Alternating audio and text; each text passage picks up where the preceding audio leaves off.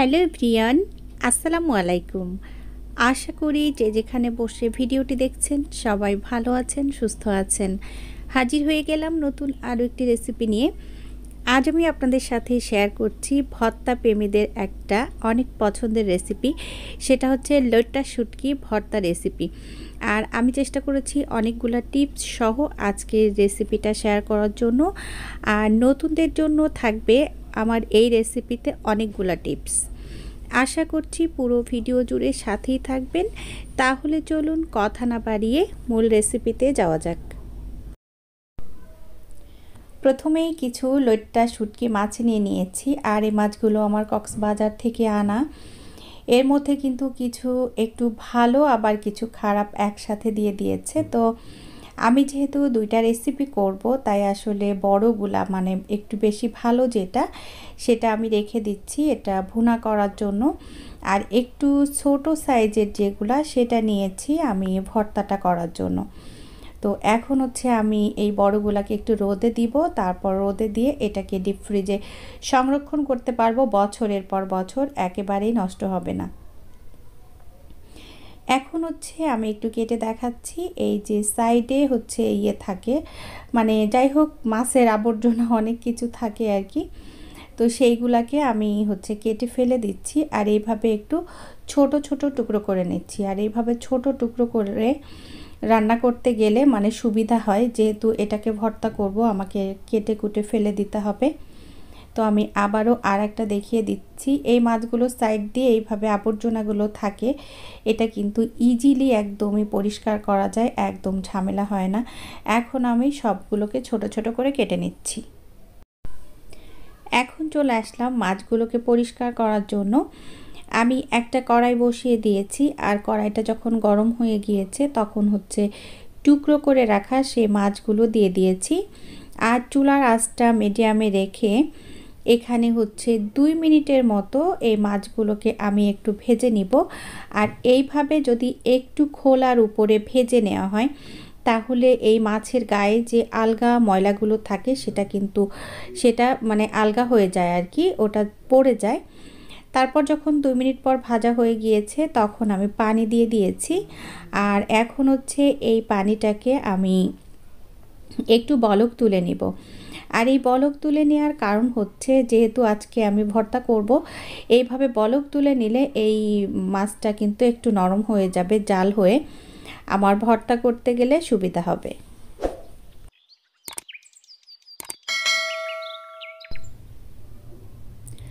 যখন মাছটা ঠান্ডা হয়ে গিয়েছে তখন আমি ভালো করে ধুয়ে নিয়েছি।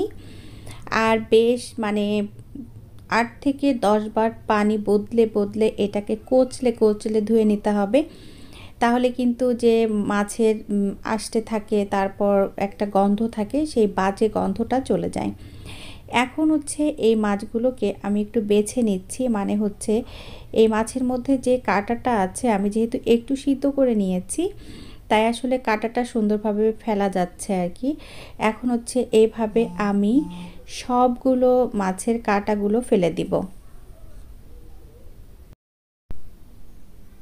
এই যে দেখতে পাচ্ছেন কতগুলা কাঁটা বের হয়েছে, আর এই যে এতটুকু মাছ হয়েছে। এখন আমি রান্নায় চলে যাচ্ছি। একটা প্যান বসিয়ে দিয়েছি, প্যানটা যখন গরম হয়ে গিয়েছে তখন দিয়ে দিলাম এখানে একটু সামান্য পরিমাণ তেল। আর বেশি তেল দেওয়ার প্রয়োজন নাই। এই পর্যায়ে হচ্ছে আমি কিছু শুকনা মরিচ ভেজে নিব। আপনারা চাইলে এই ভর্তাটা কাঁচা মরিচ দিয়েও করতে পারেন, তবে শুকনা মরিচের ভর্তাটা বেশি মজার হয়, বেশি টেস্টি হয়। এরই মধ্যে আমার মরিচগুলো ভাজা হয়ে গিয়েছে, এখন আমি নামিয়ে নিচ্ছি। নামিয়ে নিয়ে এই একই তেলের মধ্যে আমি এখন দিয়ে দিচ্ছি রসুন কুচি। আর এখানে হচ্ছে আমি একটু কম দিয়েছি, কারণ হচ্ছে যাতে মাছের ফ্লেভারটা একটু বেশি পায়। আপনারা চাইলে কিন্তু আরও একটু বেশি দিতে পারেন রসুনের পরিমাণটা। তো আমি কিছু সময় একটু ভেজে নিলাম, ভেজে নিয়ে তারপর হচ্ছে এর ভিতর আমি এখন কিছু পেঁয়াজ কুচি দিয়ে দিচ্ছি। আর আজকে যে ভর্তাটা করছি এটা আসলে হোটেল স্টাইলে ভর্তাটা আমি করছি আর কি, তবে আপনারা চাইলে এটা মাখিয়েও করতে পারেন, এই সব কিছু কাঁচাও দিতে পারেন। তবে আমার কাছে মনে হয় কাঁচার থেকে একটু ভেজে দিলে সেই ভর্তা বেশি টেস্টি হয়। তো এরই মধ্যে কিন্তু আমার পেঁয়াজ এবং রসুনটা ভাজা হয়ে গিয়েছে, এখন আমি তুলে নিচ্ছি।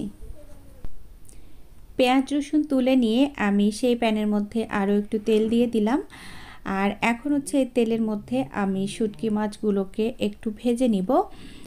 আর এখন এর মধ্যে দিয়ে দিচ্ছি সামান্য পরিমাণ লবণ। আর লবণ দিয়ে ভাজার কারণ হচ্ছে যাতে করে এই মাছের মধ্যে লবণটা ভালোভাবে ঢুকতে পারে, ওই জন্য। আর এই পর্যায়ে বেশি ভাজার কোনো প্রয়োজন নাই, আমি অল্প কিছু সময় ভাজবো, তারপরে আমি চুলাটা অফ করে দিব। আর যখন এটা ঠান্ডা হয়ে যাবে তখন হচ্ছে আমি বেটে নেব আর কি। তো আমার ভাজা হয়ে গিয়েছে, এই পর্যায়ে আমি চুলাটা অফ করে দিচ্ছি। তারপর যখন ঠান্ডা হবে তখন আমি আপনাদেরকে বেটে দেখাবো। এখন একটা পাটা নিয়ে নিয়েছি, আর এখন হচ্ছে আমি সেই মাছগুলোকে বেটে নিব। তো আমি আজকে একটা ভুল করে ফেলেছি, তো মানে এভাবে করি না, তো হয়ে গিয়েছে। একটু আপনাদেরকে বলে দেই, আপনারা এই ভুলটা করবেন না। আপনারা প্রথমেই হচ্ছে পেঁয়াজ, রসুন এবং শুকনা মরিচটাকে বেটে নিয়ে তারপর হচ্ছে মাছটাকে বেটে নেবেন। তো আমি যেহেতু আগে থেকে মাছটা নিয়ে নিয়েছি, আমার কষ্ট হলেও এই মাছটাকে এখন আমি পুরোপুরি বেটে নিব। মাছটা বেটে রেখে এখন আমি শুকনা মরিচটা বেটে নিচ্ছি। আর শুকনা মরিচের মধ্যে একটু লবণ দিয়ে দিয়েছি। আমি একটু খেয়ে দেখলাম মাছটা, তো লবণটা একটু কম হয়েছে, তাই যতটুকু লবণ লাগবে ততটুকু দিয়ে এখন আমি মরিচগুলোকে ভালো করে বেটে নিচ্ছি।